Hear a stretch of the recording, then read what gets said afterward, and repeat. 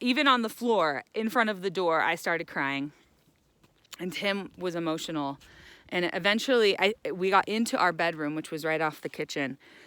And this is this big room. It was our office. It was our offices, not our bedroom. And we were sitting on the floor together for hours that night, talking about what this meant for our family and what the new thing would be. And what does it even mean? What do you do with your temple recommend and your garments and your life and your story and your grief? Like it was crazy. And I think by the end of the night, I had gotten online and had looked for support groups.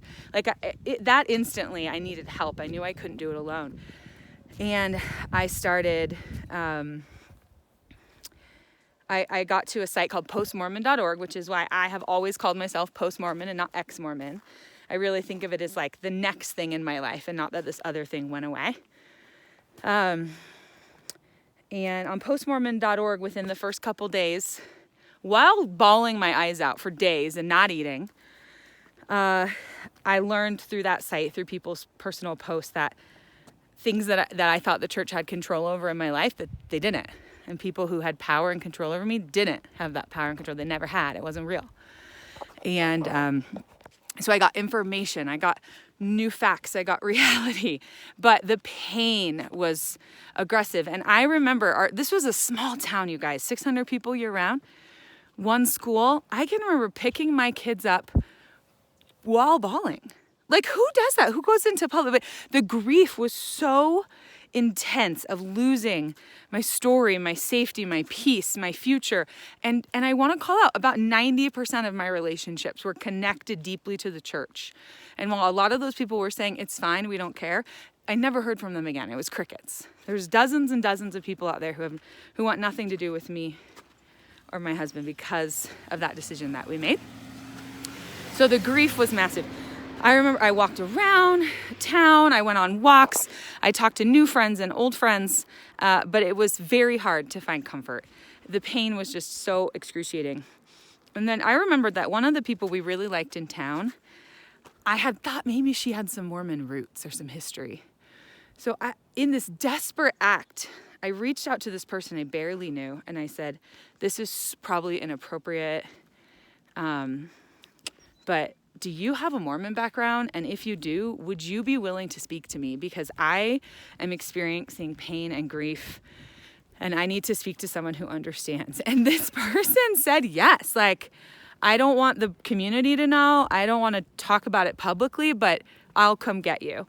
And this woman, who I did know, but wasn't very close with, took me on this walk. She told me her story and how she had left the church as a young child and how that had, what had happened to her and her family. And she talked about, how she grew and changed after that. And I remember at one point in the walk, we sat down in like the ballpark in the square in town, and we're like sitting in the dugout. And I just remember having this overwhelming sense that all my decisions had been wrong forever. And I just started to bawl and sob. I remember saying, I did this. Who does this to themselves? And I think knowing that she as an 18-year-old had seen that the church was not healthy for her and left, she made that healthy decision close to the age I made the wrong decision. And the sobbing just came. And this person, a new friend, she just held me sitting there, in public and just held me and let me just sob. And it was really amazing. I actually reached out to her a couple weeks ago, and hopefully we'll get to go visit. I don't want to sob on her. I don't want to overextend people's kindness this round of grief, but I just won't forget. There's certain people, their behavior, it helps you in the moment, but then it also changes you forever. I want to be that person who knows when the right moment is to just grab someone and let them sob. It's kind of amazing. So that's our story. I cried for weeks. And then a couple weeks later, I was pregnant, surprise, with our non-Mormon baby. And that kind of probably distracted me from the grief process. But I remember shortly after that, we knew we were moving to Tennessee. And I remember the first thing I did was look up like a Unitarian Universalist church we could go to there. And I started kind of planning a redesign of my life and my faith and my teaching and my language with my kids. And so I definitely was, dealing with being pregnant to distract me from the grief, but also really starting to build something. While we were still in Ouray, while I was pregnant, we went to 2 churches, an Episcopalian church, so High St. John's, and First Baptist. And both of these churches gave me kind of different kinds of comfort. The Episcopal church was more like the Catholic church, which is where I grew up, so it felt kind of like having my parents there, or my mom. And then the Baptist was just something new. It was kind of cool to see the Baptists use the same language as the Mormons, especially for things the Mormons thought were like just them. But I loved the singing, and they fed us. And these churches were so good to us, and both churches sent boxes of clothes and food and gifts when we moved to Tennessee to be, our support when we got to Tennessee. I was 8.5 months pregnant when we got to Tennessee. 8.5 months pregnant, ginormous, brand new town, no friends, no faith, still grieving, big as a house. That's maybe a totally different story. But I think for me, the moral of the story is that I did overcome that. I almost never think about the church. If I do, it's with joy. I don't think about the pain anymore. I don't feel regret or shame. And it's taken a long time, but I love what I've put into my life in place of it.